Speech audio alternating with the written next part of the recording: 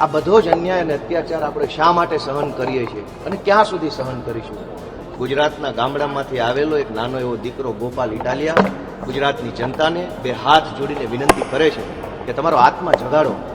આટલી હદે સહન કરવાની જરૂર નથી. કુતૂહલતાથી, જિજ્ઞાસાથી અને ઉત્સુકતાથી જોઈ રહ્યા છે, જાણે કે ગુજરાતમાં બહુ મોટી ક્રાંતિ થઈ હોય, પરિવર્તન આવ્યું હોય. એટલા હરખ અને એટલી ઉર્જા સાથે ગુજરાતભરના લોકો આજના કાર્યક્રમને જોઈ રહ્યા છે. એટલા માટે આજનો દિવસ અત્યંત ઐતિહાસિક દિવસ છે. આ ઐતિહાસિક દિવસ નિમિત્તે હું સૌપ્રથમ ભારતના બંધારણના મહાન રચયિતા ડોક્ટર બાબા સાહેબ આંબેડકરને યાદ કરું છું કે એક તરફ વિશાળ સત્તા મને અને વિસાવદરના ખેડૂતોને હરાવવા માટે કામે લાગી હતી, પરંતુ સંવિધાનની તાકાતથી, સંવિધાને આપેલા મત આપવાના અધિકારની તાકાતથી મારા જેવો સાધારણ પરિવારમાંથી આવતો ગામડાનો એક જુવાનિયો, એ ખેડૂત પુત્ર આજે ચૂંટણી જીત્યો છે. એ તાકાત સંવિધાનની છે, બાબા સાહેબ આંબેડકરે આપેલા બંધારણ અને લોકતંત્રની તાકાત છે. હું વિસાવદર, ભેસાણ અને જૂનાગઢ ગ્રામ્ય મત વિસ્તારના ધારાસભ્ય તરીકે આજે શપથ લીધા છે, ત્યારે ગુજરાતના પનોતા પુત્ર, ધરતીપુત્ર, ખેડૂત પુત્ર, ખેડૂતોના મસીહા સ્વર્ગસ્થ કેશુબાપા પટેલને આજે હું યાદ કરું છું. કારણ કે ધારાસભ્ય બનવું એ અલગ વાત છે, પરંતુ કેશુબાપા જેવા, કુરજી બાપા જેવા, પોપટ બાપા જેવા અનેક એવા આગેવાનો જેણે વિસાવદર વિધાનસભાનું નેતૃત્વ કર્યું છે, રત્ના બાપા ઠુમર જેવા, એ બધાય સ્વર્ગસ્થ વડીલો, જે હયાત છે વડીલો, તમામ વડીલોને હું યાદ કરું છું, એમને નમન કરું છું. અને એમણે ચિતરેલા ચીલા ઉપર, એમની કેડી ઉપર હું સારી રીતે ચાલી શકું, ગુજરાતના ખેડૂતો, ગુજરાતના ગામડાઓની સેવા કરી શકું, એ માટે હું આજે સંકલ્પબદ્ધ થયો છું. દોસ્તો, આજે આ શપથવિધિ જે છે એ માત્ર એક ધારાસભ્ય તરીકેના શપથ નથી. આ શપથ લીધા છે ગુજરાતને ભ્રષ્ટાચારમાંથી મુક્ત કરાવવાના, ગુજરાતની અંદરથી તાનાશાહી હટાવવાના શપથ લીધા છે. ગુજરાતની આમ જનતા જેનું શોષણ થઈ રહ્યું છે, ક્યારેક પુલ તૂટે, ક્યારેક પેપર ફૂટે, ક્યારેક ડ્રગ્સ વેચનારા, દારૂ વેચનારા પોલીસ ઉપર કાર ચડાવી દે, ક્યારેક કોઈ નિર્દોષ દીકરીએ અસામાજિક તત્વોના ત્રાસથી આત્મહત્યા કરવી પડે, ક્યારેક વ્યાજ માફિયા કે ગુંડાઓના ત્રાસથી લોકોએ જીવન ટૂંકાવવું પડે. આ તમામ પરિસ્થિતિઓમાંથી ગુજરાતની જનતાને મુક્ત કરાવી અને જનતાનું શાસન આવે, સ્વરાજ આવે, ખેડૂતોનું રાજ ગુજરાતની અંદર આવે, એના શપથ મેં અને અમારી ટીમે સાથે મળીને લીધા છે. સાથીઓ, આ તબક્કે હું વિસાવદર ભેસાણની મહાન જનતાનો ખૂબ ખૂબ અને વારંવાર આભાર વ્યક્ત કરું છું કે એમણે એક મારી જેવા સાધારણ પરિવારના જુવાનિયાને કેવડી મોટી જવાબદારી સોંપી છે.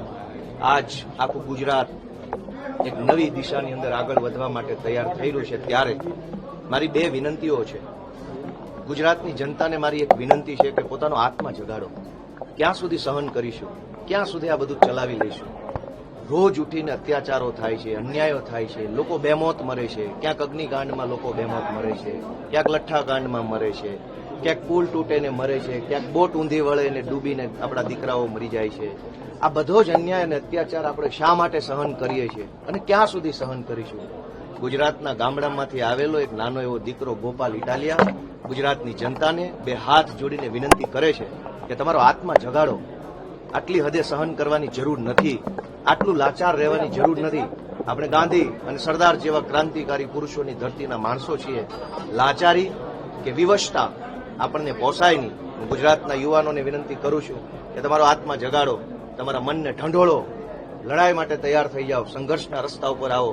અને ક્યાં સુધી સત્યાગ્રહ છાવણીમાં બેસીને માત્ર આપણે આંદોલનો કરતા રહીશું અને સરકાર આપણી વાત નહીં સાંભળે? આવો એક મોટું આંદોલન કરીએ, સંઘર્ષના રસ્તા પર જોડાઈએ અને આપણે સૌ ભેગા મળીને ગુજરાતની અંદર બદલાવ લાવવાનો સંકલ્પ લઈએ, એવી હું ગુજરાતના યુવાનોને પ્રાર્થના કરી રહ્યો છું. આ તબક્કે હું વિધાનસભાના માનનીય અધ્યક્ષશ્રીનો પણ ખૂબ ખૂબ આભાર વ્યક્ત કરું છું.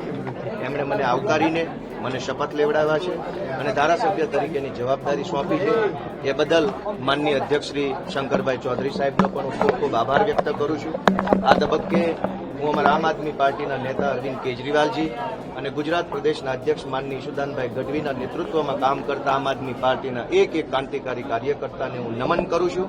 એમના સંઘર્ષને હું સ્વીકારું છું. એમના સંઘર્ષના દમ પર આજે મને જયારે આ તક મળી છે ત્યારે આમ આદમી પાર્ટીના સૌ ક્રાંતિકારી કાર્યકર્તાને હું પ્રણામ કરું છું. ગોપાલભાઈ, 2 દિવસ છે, એક ઘટનાક્રમ હતો કે વિધાનસભાના પગથિયા ઉપર બેસીને ગોપાલભાઈએ જે કર્યું હતું એના કારણે તમે જાણીતા થયા હતા અને આજે એ જ વિધાનસભા ગૃહના સભ્ય તરીકે તમે અહીંયા પહોંચ્યા. બંને દિવસ તમે કેવી રીતે જોયા? બંને ઐતિહાસિક દિવસ છે. એક સમય હતો જ્યારે ગુજરાતની વિધાનસભાની અંદરથી જે કાંઈ નિર્ણયો લેવાતા અને નિર્ણયો પ્રજા વિરોધી હોય, જનતાનું શોષણ કરનારા હોય, જનતા ઉપર દમન થાય એવા નિર્ણયો હોય, એના વિરોધમાં મેં મારા આંદોલનકારી સ્વભાવ તરીકે એક જમાનામાં વિરોધ નોંધાવેલો. આજે મને જનતાએ વિધાનસભાની અંદર બેસીને નિયમ અને નીતિ પ્રમાણે વિરોધ નોંધાવવાની જવાબદારી સોંપી છે. તો સડક ઉપરના વિરોધથી લઈ સદનની અંદર સુધીના વિરોધ સુધીની આ સફરની અંદર જનતાનો જે અભૂતપૂર્વ પ્રેમ મળ્યો છે, મારા કુટુંબ પરિવારનો પ્રેમ મળ્યો, મારા આમ આદમી પાર્ટીના કાર્યકર્તાની લાગણી મળી, એ બદલ હું મારી જાતને ભાગ્યશાળી માનું છું અને સૌનો આભાર વ્યક્ત કરું છું.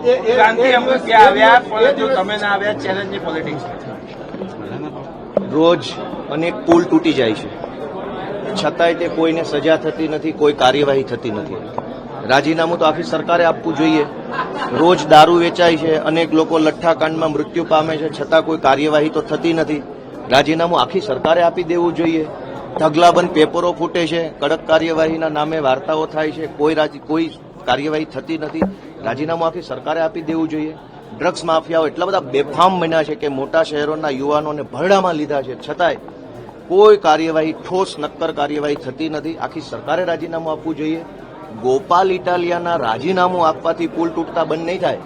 ગોપાલ ઇટાલિયાનું રાજીનામું આપવાથી ડ્રગ્સ વેચાતું બંધ નહીં થાય. ગોપાલ ઇટાલિયા રાજીનામું આપશે તો પેપર ફૂટતા બંધ નહીં થાય. આખી સરકાર રાજીનામું આપશે ત્યારે જ ગુજરાતની જનતાને સોનાનો સૂરજ ઉગશે, ત્યારે જ પેપર ફૂટતા બંધ થશે, બ્રિજ તૂટતા બંધ થશે, નિર્દોષ દીકરીઓને રંજાડતા ગુંડાઓ ત્યારે જ કાબૂમાં આવશે જ્યારે આખી સરકાર રાજીનામું આપશે.